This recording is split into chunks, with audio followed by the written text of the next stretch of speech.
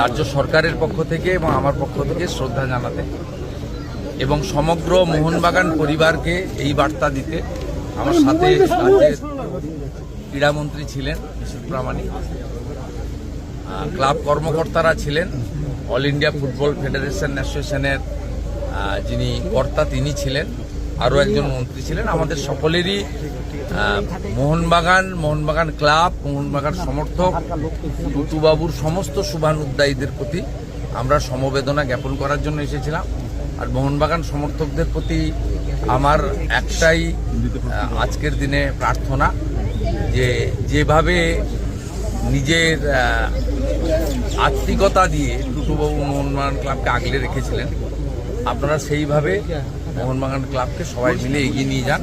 এটাই হবে उनर प्रति आसल श्रद्धा। दादा ये कितना लॉस है दादा, फुटबॉल जगत में ये कितना लॉस है दादा, कितना लॉस है? क्योंकि टूटू बोस एक बहुत ही प्रसिद्ध नाम है मोहनबागान क्लब और बंगाल फुटबॉल को लेके, कितना बड़ा लॉस है?